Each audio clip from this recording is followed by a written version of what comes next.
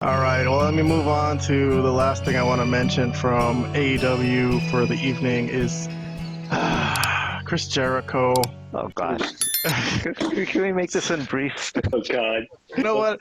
For maybe the first and last time, I want to talk about this today. Let's talk about it, okay? What is going on here exactly? He's been criticized heavily amongst wrestling circles, amongst the critics, amongst the old heads, the veterans who have podcasts, fans. They've all been ripping into Chris Jericho lately. So is this like supposed to be his response? Like this sarcastic response? Does it mean he doesn't care? Is he trying to say, yeah, I hear the criticism, but I just don't give a fuck? I'm just going to act like this. Well, let me explain what happened on the show before we comment a little further. So Chris Jericho, lately, he's the learning tree. And so he's teaching everybody and he's giving advice about anything and everything. So he gets driven to the stadium and he tells the driver. Hey, listen, as the holder of a valid driver's license for over 35 years, remember, you're supposed to come to a full and complete stop at every sign. Don't ever forget that. Thanks, driver. Hi, guys. Hey.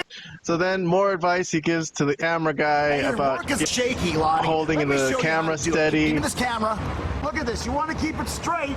So a good job, but don't forget. He runs into Daddy Magic in the backstage area because he's the new commentator on Rampage. Gives him advice on commentating. Cool Hand Ant is going to have a kid. Gives him advice about having kids. He sees a guy in catering just eating dumplings. And he walks up to him and has to give advice about how to scoop up dumplings. As a guy who's been eating chicken and dumplings for many years, let me show you how to scoop it properly. You get it all the way to the top, then you put it in your bowl. That's the best way to dollop it out. Thanks, guys!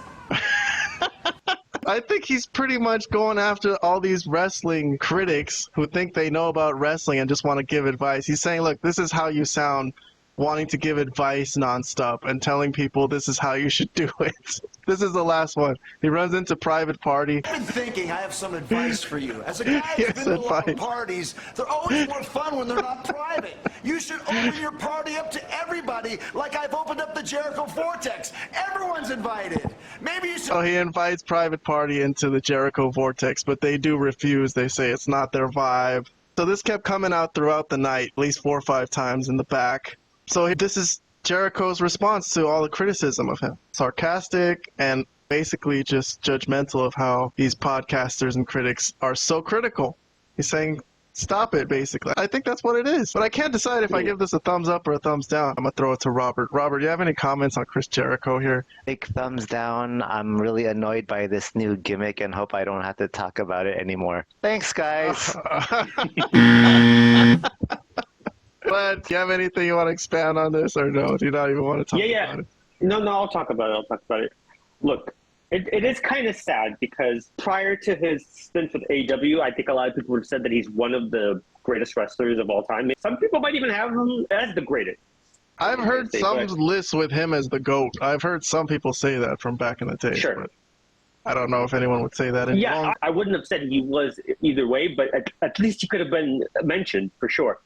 This stint with AEW, especially the last couple of years, has been so disastrous for him. And this is like the cherry on top of this whole gimmick. So when he's being criticized by a lot of these guys like Cornette, and I don't know who else is criticizing, I'm assuming maybe Conan. I don't really know. Maybe Kevin Nash. I'm not really sure who are these people that are criticizing. Everybody, man. Anybody who has a podcast. Sure. Okay, I believe that because I don't listen to every podcast, so I don't really know. But it makes sense. But the point that I'm trying to make is that if they're valid criticism, then maybe he should actually start paying attention. Like, okay, if they were just saying it just for the sake of saying it, I also just agree. I'd be like, dude, he's fine, he's doing well, whatever have you. But no, he's obviously not doing well. Nobody cares about him. People at AEW fans are saying, like, can you please retire? Can you go away? Can you get off our screens? That's not the type of heat you want.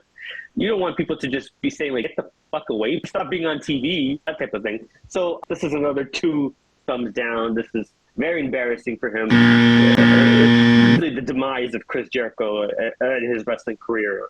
It's not going well. That's the way I see it. I'm sure he thinks this is great and funny and cute, and he's sticking it up people's asses with this whole thing, and that's fine if he feels that way. Because if I was making his type of money, I'd probably feel the same way. You know, if I had a billionaire just paying me to do this type of stupid shit, great. But obviously it's dumb. There's no way around that. It's terribly awful. Well, maybe it really bothers him. This is his way of lashing out because everyone's nitpicking, and it's so much content. Like, everyone on every show is reviewing every single episode of Dynamite so in depth and so in detail. Maybe he's just like, Sure. shut the fuck up, let us do our thing and stop fucking going so into detail about everything. Like, that's him going up to the guy who's scooping dumplings into his plate and telling him how to scoop dumplings correctly. It's like, dude, it doesn't matter that much, stop it. And I don't know, it was kind of funny to me when he was telling the guy how to scoop dumplings. I've been doing this for years. You're welcome. I don't know, I'm gonna give this, for some reason, I'm gonna give it a thumb to the side today. I'm not gonna give it a complete thumbs down. Oh my god! Oh my god! Arguably, maybe the worst angle in story in AEW history. Man. How could that be to the side? Just today's segment. Today's segments of him going around and telling Private Party they should be Public Party. Look at Roberts. Well, I'm sure he's shocked, but Robert's got that Yeah. shocked emoji. Hey, that's cool. You could do that. Nice. Yeah. No, that's great. But wait, my only thing is, okay, you're saying in Jericho's defense, kind of, that there's so much criticism and you should let them do their thing. But like, isn't that like the whole point of like these reviews? And when people get criticized for everything that goes on in wrestling, it's been going like that forever. I don't know why AEW should be immune especially when they're putting on such terrible wrestling, you know? No, I'm not saying they should be immune or people shouldn't be allowed to criticize them, but I'm just saying it seems like it's getting to Jericho. You could kind of tell that it's just a lot. It's just a mountain of criticism. I get one bad comment on our podcast here and I go rip on the guy. Like, these guys are getting like fucking tons of Twitter posts and everything, YouTube posts, and everywhere you could think of, there's criticism coming at them like an avalanche. So I'm just saying maybe it looks like it's getting to him. That's all I could surmise from this. And I was entertained by him on this day, but I do think the angle's not good. I do think it's a dud angle, that they shouldn't be doing the learning tree, and they shouldn't be sucking down Big Bill into this. The other guy, Brian Keith, I don't care. He can be his stooge and lackey, but Big Bill is better than this. All right. Big Bill, when he was with Ricky Starks, was looking like he might finally go somewhere and do something, and now he's stuck in this hell. You're right. Terrible for him.